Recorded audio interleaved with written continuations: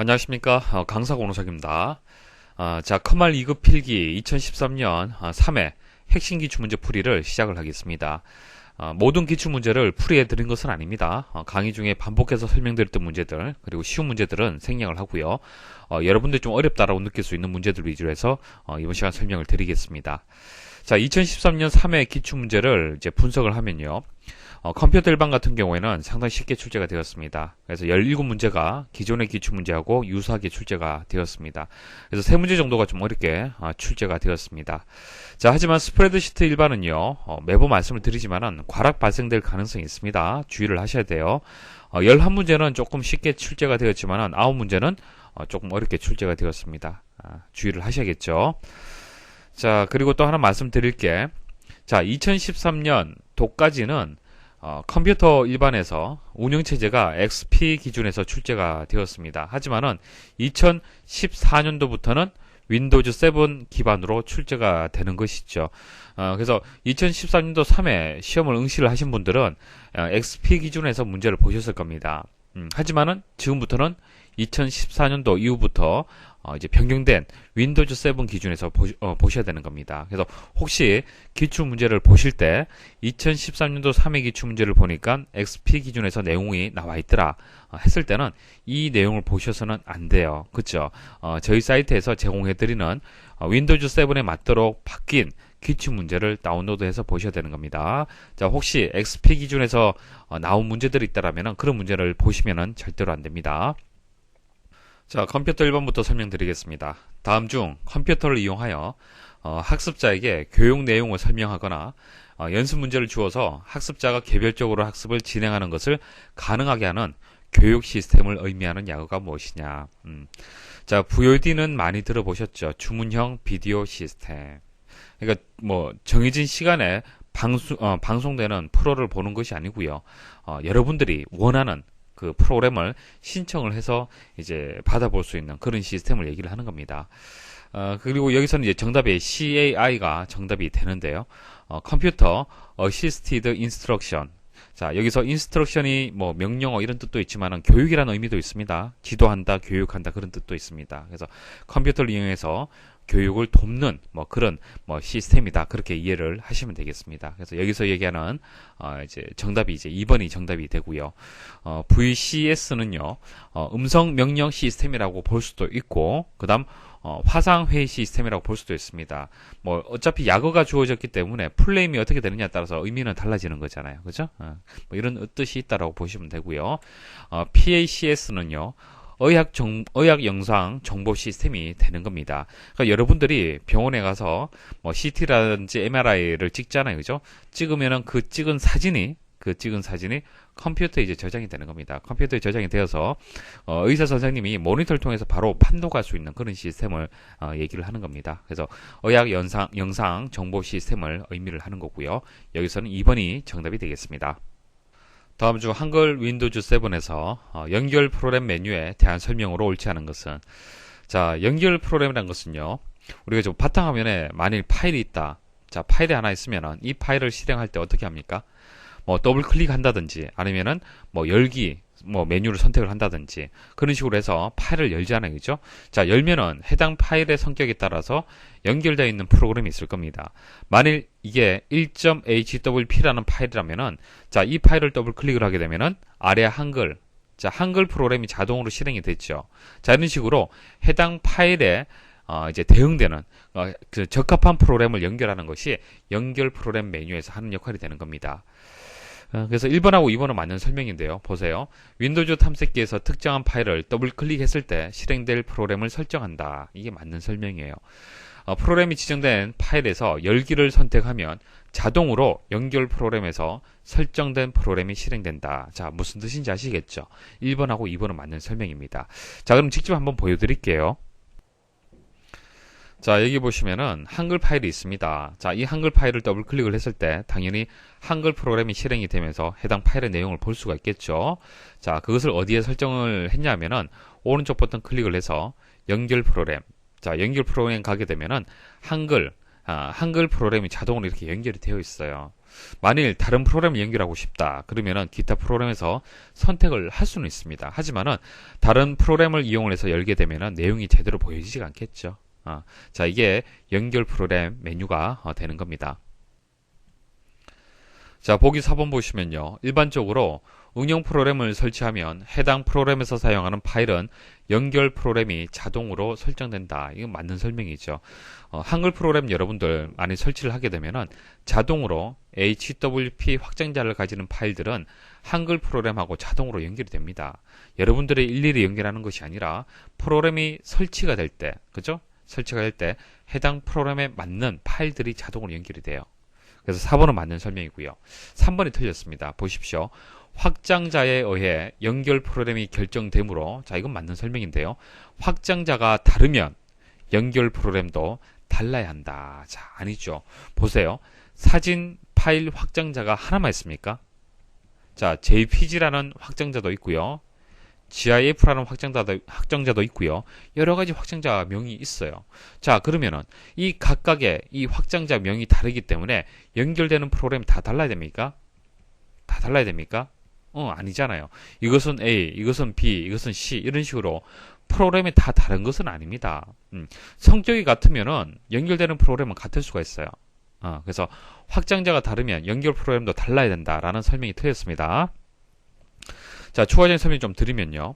확장자가 달라도 연결 프로그램이 같을 수 있다는 얘기죠. 결과적으로. 그래서 그림 파일은 뭐 RC 프로그램을 이용해서 JPG, GIF 이런 이제 기타 그림 파일들을 열 수도 있고 그림판을 이용해서 열 수도 있고 그렇죠. 그러니까 각각을 이렇게 연결할 수도 있고 두 개를 동시에 RC 이렇게 연결할 수도 있다는 얘기입니다. 그래서 확장자가 다른 여러 개의 파일들을 하나의 프로그램에 연결하여 사용할 수 있으며 기본적으로 여러 가지 확장자를 사용할 수 있는 응용 프로그램도 있다. 그러니까 이런 RC 같은 경우에는 여러 가지 파일들, 여러 가지 확장자들, 그죠? 연결해서 이제 내용을 볼 수가 있다는 얘기입니다. 3번이 정답이 되겠습니다. 다음 중 윈도우즈 7의 제어판에서 프로그램 및 기능에서 윈도우즈 기능 사용 안함에서 선택 가능한 윈도우즈 기능으로 옳지 않은 것은, 자, 이것은 뭐 실행을 해봐야만 여러분들이 알 수가 있는데요. 그림을 통해서 말씀을 드릴게요. 자, 윈도우즈 기능 사용 안함. 그러니까 윈도우즈에서 가지고 있는 기능들을 여러분들이 선택을 할 수 있다는 얘기입니다. 그 중에 여러 가지 기능들이 있어요. 여러 가지 기능들이 있습니다. 뭐 게임도 있고 뭐 여러 가지 기능들이 있는데, 자, 보기하고 관련된 것만 말씀을 드릴게요. 자, 4번에 보면 윈도우즈 가젯 플랫폼이라고 있잖아요. 그죠? 자, 이게 있습니다. 있어요. 그리고 미디어 기능 있고요.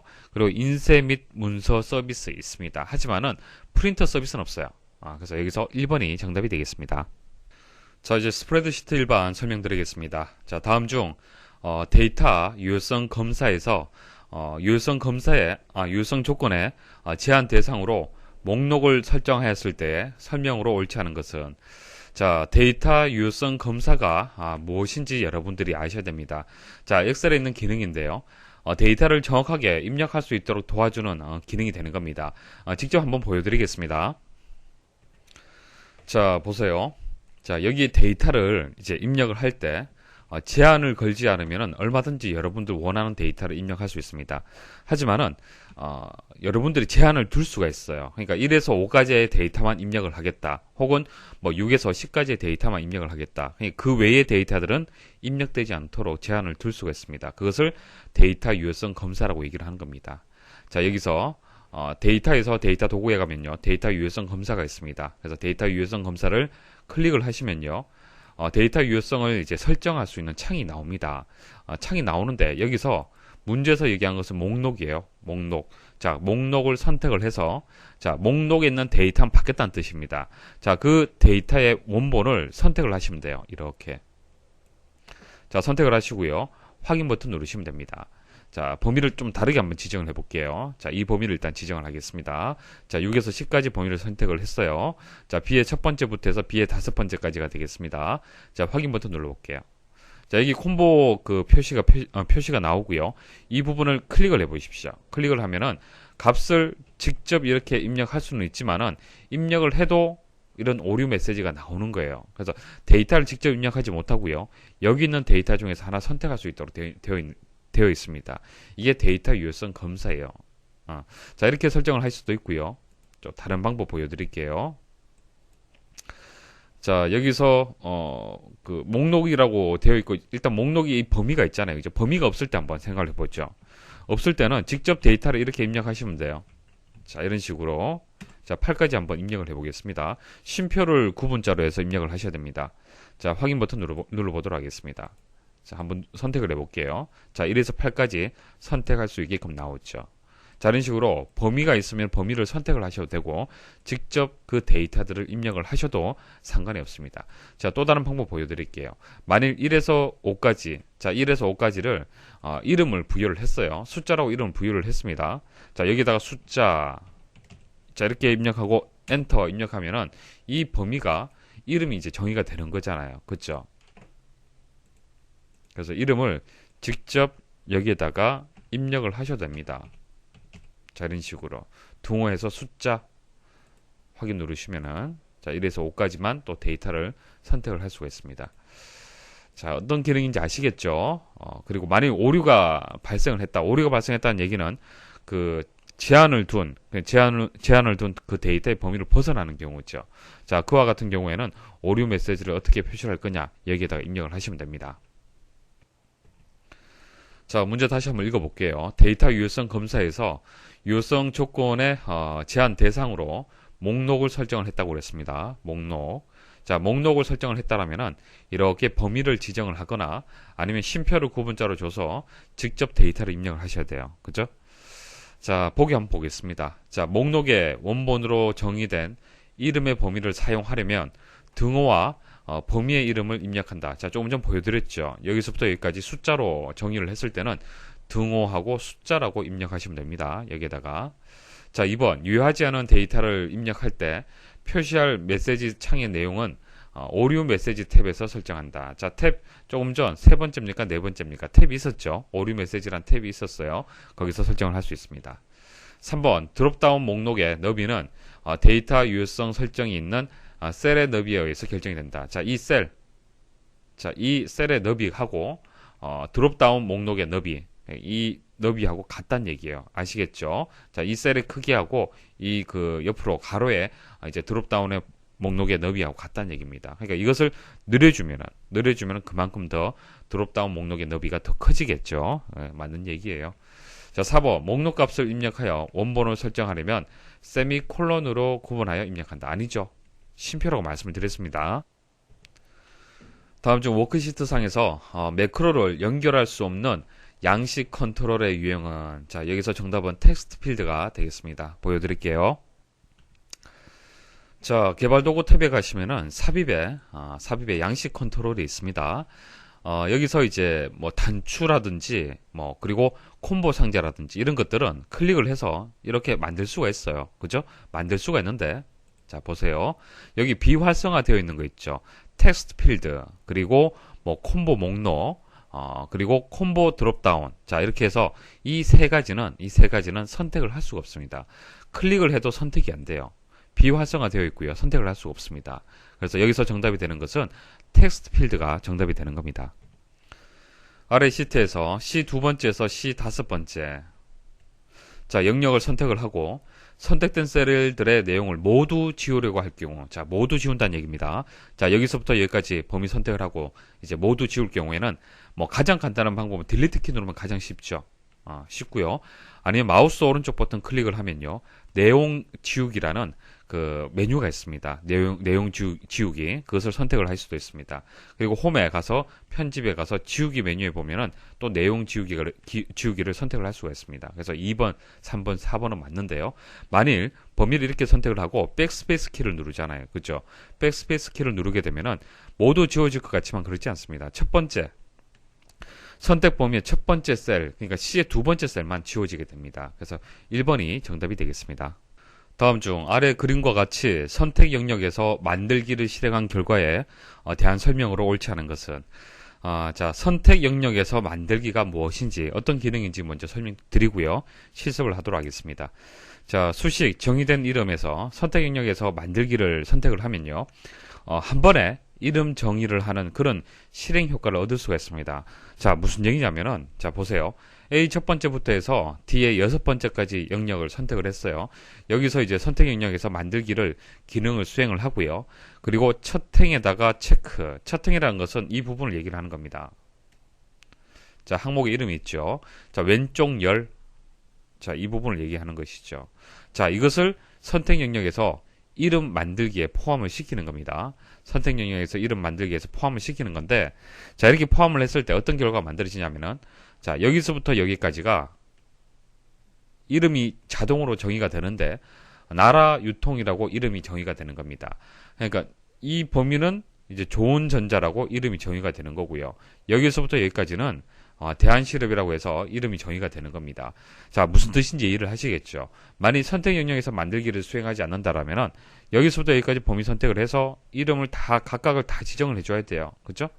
각각을 다 지정을 해줘야 되는데 선택 영역에서 만들기를 실행을 했을 때는 어떻다? 한 번에 이름을 정의할 수 있다는 얘기입니다.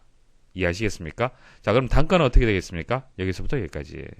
자, 수량은 여기서부터 여기까지가 이름이 수량으로 정의가 되는 겁니다. 자, 일단 범위 선택하셔야겠죠. 범위 선택하시고 수식에 가면은 정의된 이름이 있습니다. 자, 선택 영역에서 만들기 클릭을 하십시오. 선택 영역에서 만들기를 클릭을 하면은 선택 영역에서 이름 만들기 창이 나옵니다. 자, 이 창에서 첫 번째 행만 선택을 하게 되면은 이렇게 범위 선택이 되면서 거래처명, 단가, 수량, 판매가가 각각의 범위에 이름으로 정의가 되는 겁니다. 근데 왼쪽 10가지 같이 선택을 하게 되면은 여기서부터 여기까지 보면은, 자, 여기서부터 여기까지 보면은 나라 유통이 되는 곳이고요. 여기서부터 여기까지는 좋은 전자 이름으로 해서 정의가 되는 겁니다. 자, 확인을 한번 눌러볼게요. 자, 확인 누르시고요. 자, 여기서부터 여기까지 범위 선택을 해보면은 왼쪽에 표시가 되죠. 나라 유통이다 표시가 됩니다. 자, 여기서부터 여기까지 범위 선택을 해볼게요. 단가라고 나오죠. 단가. 자, 여기서 주의할 점은요. 단가에다가 단하고 가하고 띄어쓰기 좀 되어 있는 상태잖아요. 그죠? 근데 이름을 정의를 할 때는 공백이 있어서는 안 됩니다. 그죠? 그래서 공백 대신에 여기 언더바 밑줄이 이렇게 표시가 되는 겁니다. 자, 그리고 여기서부터 여기까지 범위 선택을 하면은 수량 표시가 되는 거예요. 이해하시겠죠? 자, 그러면 여기서부터 여기까지 범위 다 선택을 하면 어떻게 될까요? 다 선택을 하면요. 거래처명이 되는 겁니다. 거래처명. 그래서 거래처명 이름은 여기서부터 여기까지 범위를 다 선택을 했을 때 이름이 정의가 된 겁니다.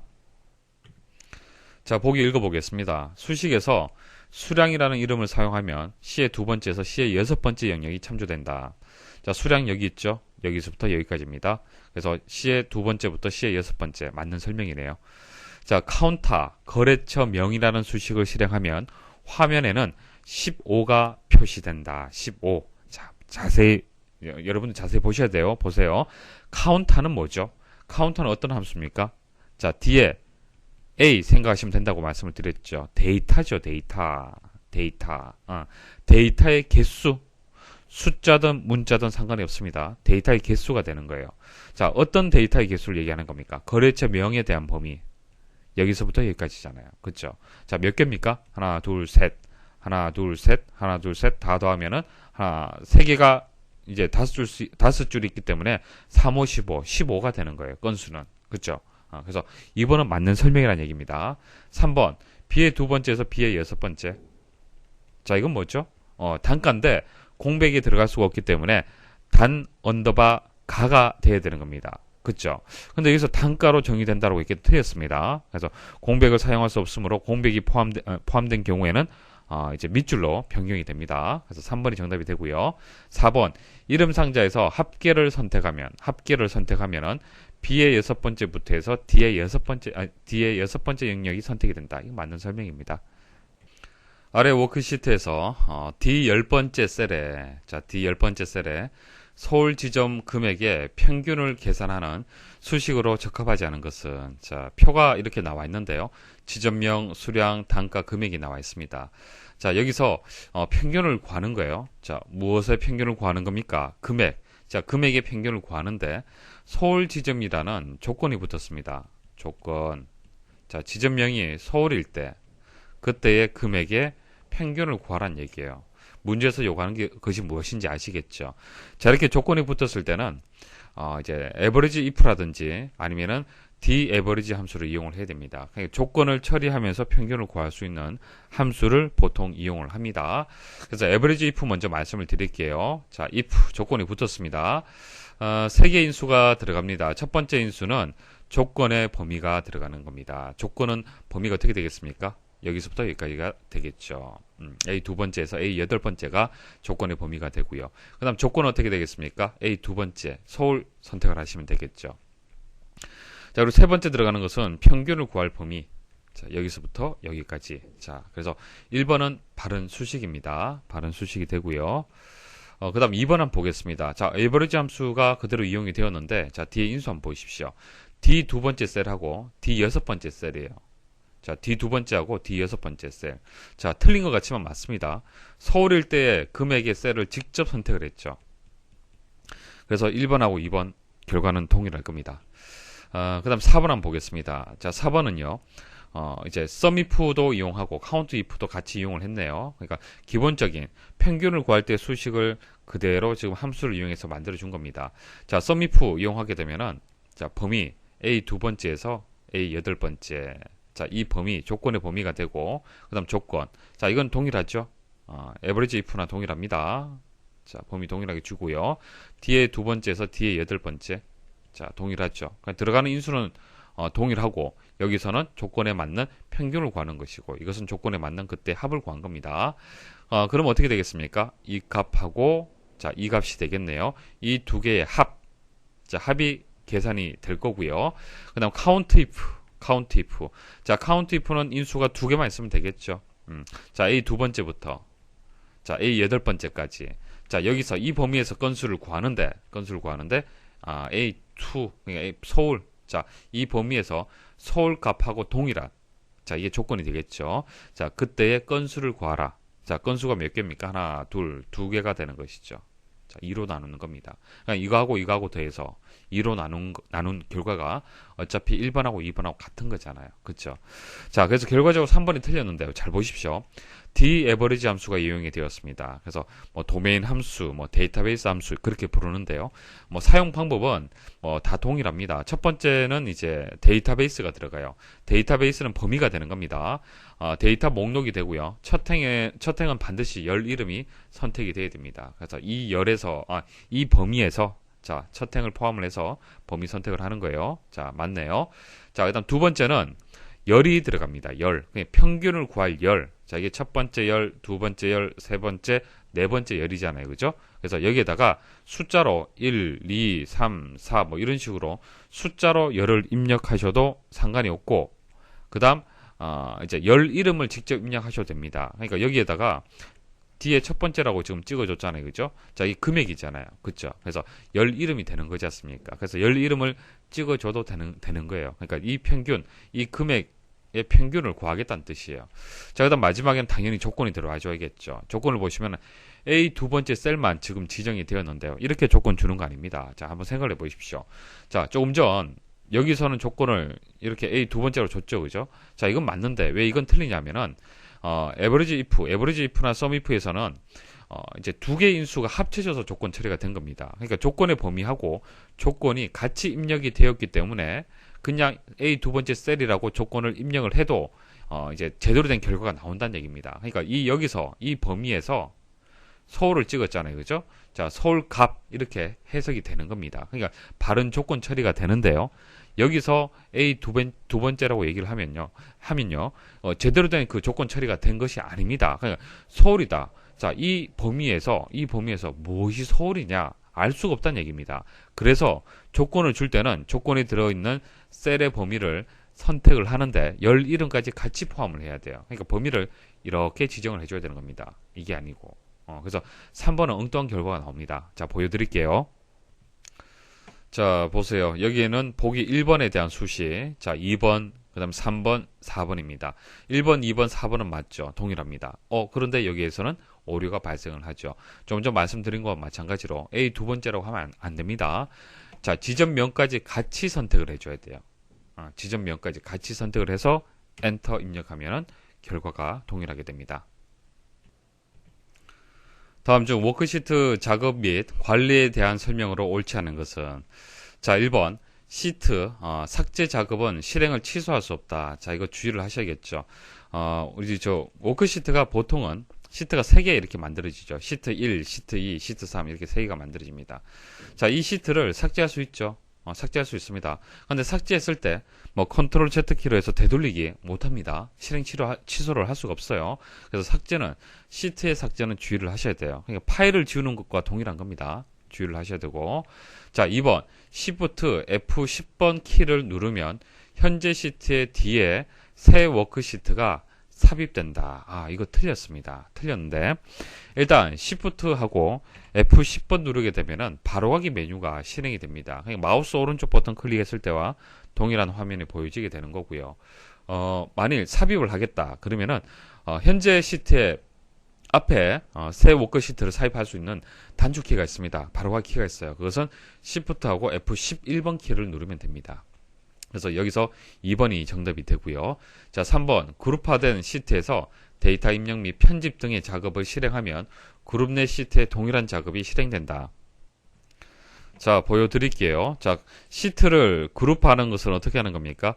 마우스로 클릭하면은 시트 하나만 선택이 되고요. 자, 첫 번째 시트 선택하고 마지막 시트를 Shift 키 누르고 이렇게 선택을 하시면 되죠. 자, 이렇게 선택을 하거나 아니면은 각각을 컨트롤 키 누르진 상태에서 컨트롤 키가 누르진 상태에서 다 선택을 하시면 돼요. 그렇죠? 그래서 컨트롤 키를 이용을 하든지 Shift 키를 이용을 하든지 이렇게 시트를 그룹화를 할 수가 있습니다. 자, 이 상태에서 많은 데이터를 이렇게 입력을 했잖아요. 엔터 입력을 해볼게요. 그러면은 이제 시트 1에만 입력을 했지만은 시트 2, 시트 3에도 동일하게 데이터가 입력이 되는 겁니다. 그래서 3번은 맞는 설명이고요. 4번도 금방 보여드렸죠. 연속된 시트의 선택은 Shift 키를 이용하면 됩니다. 첫 번째 시트, 마지막 시트. 다음 중 아래 시트를 이용한 수식의 실행 결과가 나머지와 다르게 나타나는 것은, 자, 1번 모드 함수네요. 자, 모드 함수는 뭐죠? 자, 두 개 인수를 받는데 나머지를 구하는 거예요. 그죠? 자, 5에다가 2로 나누는 겁니다. 5에다가 2로 나누어서 그때 나머지가 어떻게 되는 겁니까? 일단 목은 2가 되고 나머지는 1이 되겠죠. 그래서 이 결과는 이제 1이 되는 겁니다. 왜? A 세 번째는 5가 되고 A 여섯 번째는 2잖아요. 그죠? 그래서 5 나누기 2의 나머지 값인 1이 반환이 되는 겁니다. 자, 그 다음 2번의 모드는요. 뒤에 2가 붙습니다. 2가 붙었는데 그러면은 채빈값이에요. 채빈값. 자, 채빈값이라는 것은 가장 많이 발생된 값을 얘기를 하는 겁니다. 자, 빈도가 가장 높은 거. 그러니까 A 첫 번째에서 A 여섯 번째까지잖아요. 그죠? 그때 빈도가 가장 높은, 그러니까 횟수가 많은 숫자가 뭐죠? 3이잖아요. 3은 두 번이잖아요. 그죠? 그래서 이 결과가 3이 되는 겁니다. 자, 그 다음 미디안은 뭐죠? 중간값이죠. 중간값. 자, A 첫 번째에서 A 여섯 번째까지 이 범위에서 중간값이 어떻게 되느냐. 자, 주의할 점은 일단 배열을 해야 됩니다. 배열을 해야 돼요. 자, 크기 순으로 이제 배열을 하고 난 뒤에 중앙에 위치한 수치를 찾게 됩니다. 그래서 숫자를 쭉 나열을 해보면은 크기 순서대로 나열을 하게 되면은 이렇게 돼요.